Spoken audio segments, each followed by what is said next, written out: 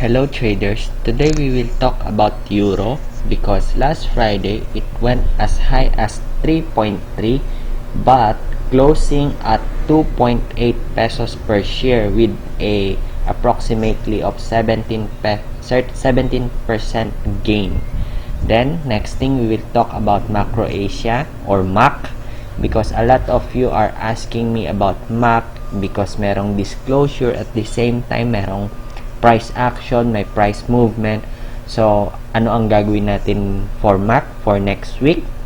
Then, bisitahin natin yung ibang mga stocks just in case watchlist nyo din para at least meron kayong idea on how would you trade that stock for next week. Katulad ni MWC, ni Web, ni Frutas, 'di ba?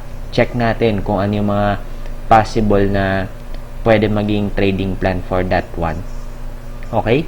So, if you're new to my channel, please subscribe and hit the bell button so you will always get the latest content that I make for you to be equipped with the latest market happening.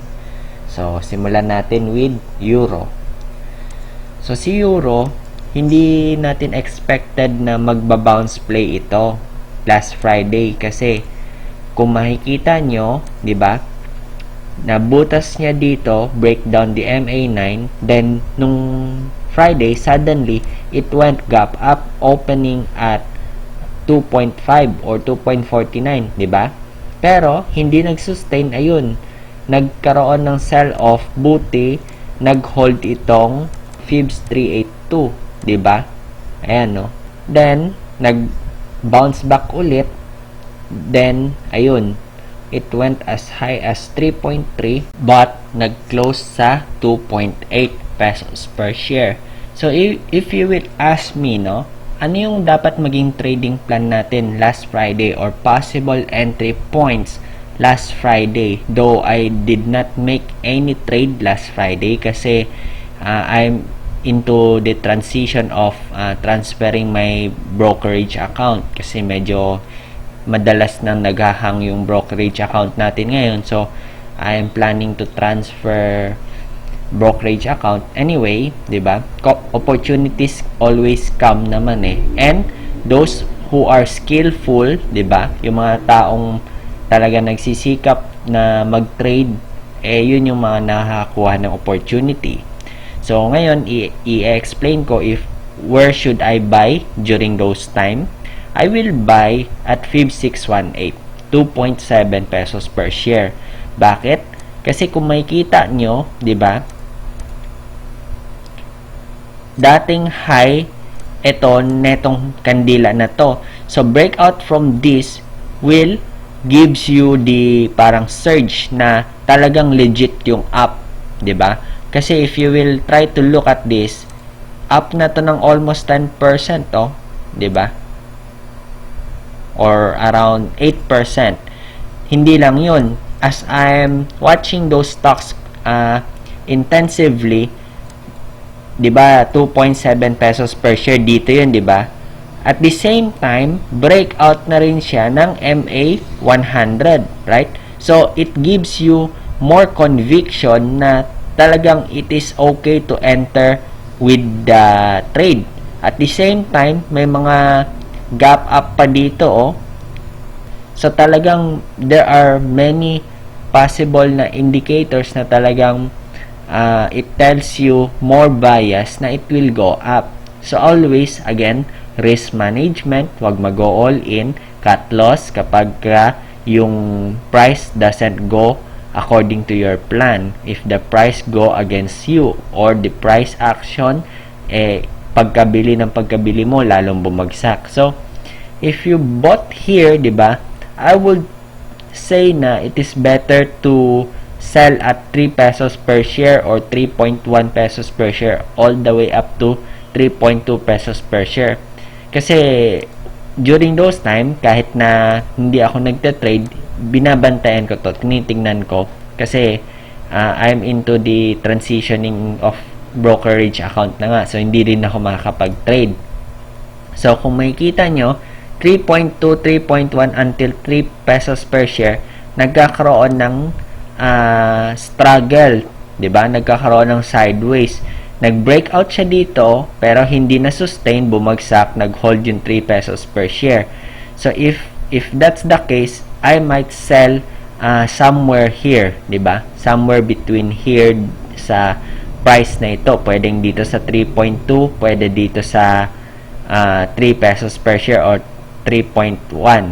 Kasi kung makikita nyo, dito napakabilis umangat. Pagdating dito, it causes the stock to move sluggish, no? May struggle na. And kung hindi ka pa talaga, umasa ka pa na baka sakaling tumaas, eto na yung magiging ano mo, parang judgment call mo kasi may breakdown na. Tapos may breakdown pa dito. If you bought the stock from here, 'di ba? Dito sa breakout na to, tapos hanggang dito lang mo na ibenta, around 5% lang earnings mo, 'di ba? The more greedy you are, the more less you will have in terms of profit. Eh kung dito mo nabenta, 'di ba? 10%, ang laki niyon. Kahit hindi mo mabenta dito, 'di ba? 17 or 18%. Kahit dito lang somewhere here or in the middle of this price point, 'di ba? May profit ka pa. So instead of waiting, 'di ba, para mag-breakdown, take profit ka na. Eh kung kung bumili ka dito, nag-antay ka pa until closing, 'di ba? How much profit you will get, 'di ba? Meron pa ba? O wala na nga yata 3%. So very small na. So let's look about the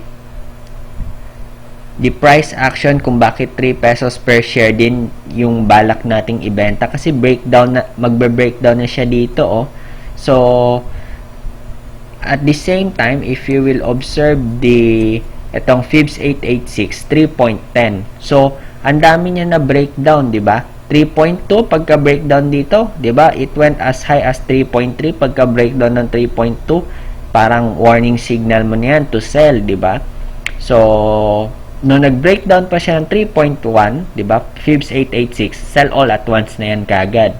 'Di ba? Huwag niyo nang antay na mag-break yung 3 pesos per share. So, trading plan on Monday next week, 'di ba? So, ano yung mga possible scenarios na pwede mangyari kay euro? Hindi natin alam kasi itong kandila na to, itong last candle or trading candle, it shows na medyo hindi ganun kaganda yung sentiment. It might go upward and it can go downward. So what we should expect for Monday, if it opens gap up, 'di ba? Or higher than this closing price, kung gusto mong bumili, pwede kang bumili somewhere here kasi near support na siya. But be very very careful. It lacks volume, 'di ba? Although may volume above the average, pero kung titingnan mo sa tatlong to, ito ito yung may pinaka least amount of volume, 'di ba?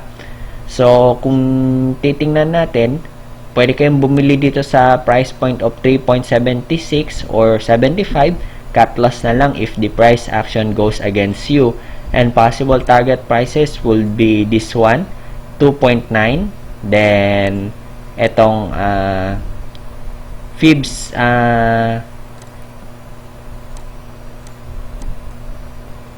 786, 'di ba? At price point of 2.95, then 3 pesos per share all the way up to 3.1, then 3.2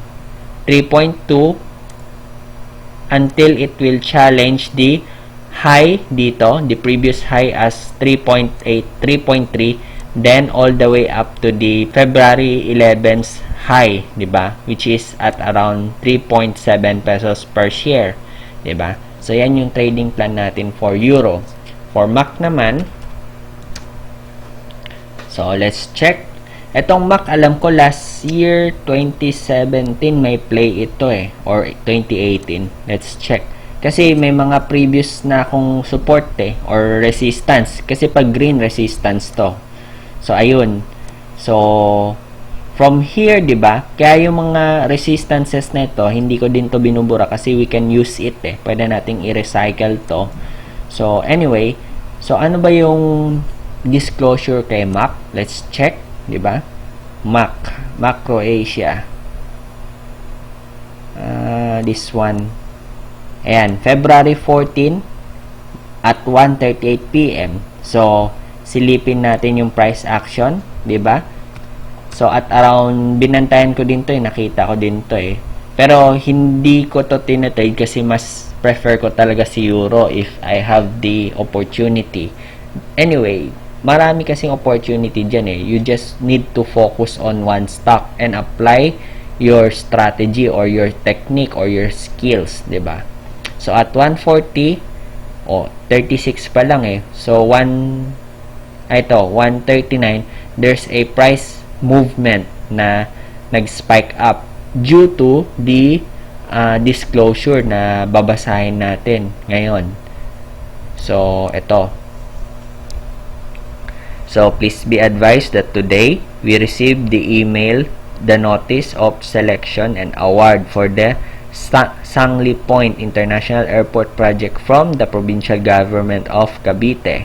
Diba? So, acting favorably upon the recommendation of the provincial government, Cavite's PPP selection on committee dated February 11, 2020 in consortium of China Communication Construction Company, diba? And Macro Asia is hereby selected as the joint venture partner of the province of Cavite and is awarded the development and implementation of Phase 1 of the Sangli Point International Airport or SPIA project. So, na-award sa kanila yung project na yun with an estimate Phase 1 total project cost of approximately 208.5 billion pesos. So, from signing of the joint venture development agreement, diba, it will take 12 to 18 months from the consortium to complete the detailed engineering design leading to financial closing. So, it will take 1 or 1.5 year daw. So, if we will observe the chart, diba, on a daily perspective, it moves up.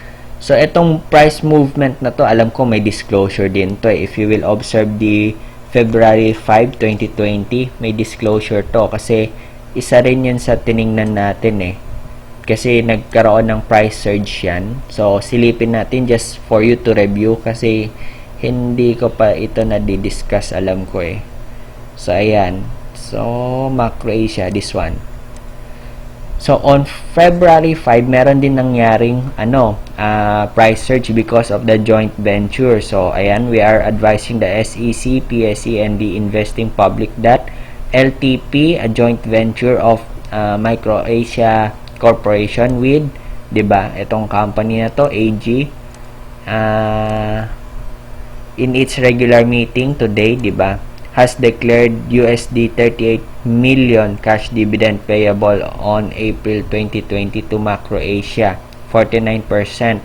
And itong company na to, diba, 51%. Macro Asia share in dividend declaration is 18.6, diba, million US dollar. So, yan yung mga dahilan kung bakit merong price surge. Now, let's talk about the technical analysis, no? If you will observe, merong significant volume that will validate the price action. And if you will look closely, diba, it breaks out the MA20. Then soon, it will challenge the price resistance point at 11.3 pesos per share. So, ngayon, kung papansinin mo, it is trading the box, right? Making higher low, diba? Ayan, higher low. Nagtatrade siya higher low. So, observe on Monday, if it breaks out the 11.3, dyan tayo pwede make our buy decision, diba? Then cut loss na lang kapag it fails to hold the 11.3 and itong MA20, right? The next target prices would be this one, diba? 13.1, then itong MA50, right? So, tingnan natin kung ano yung magiging progress ng Macro Asia on Monday, but it should break out the 11.3 bago natin masabi na it really, the Macro Asia stock is really on the phase of reversal, 'di ba? Kasi we are seeing a higher low pero wala nga palang higher high kasi it should break this one, 'di ba? Itong 13.1 so that we can see a legit na uptrend. Pero again, we can allocate small amount for Macro Asia for us to trade.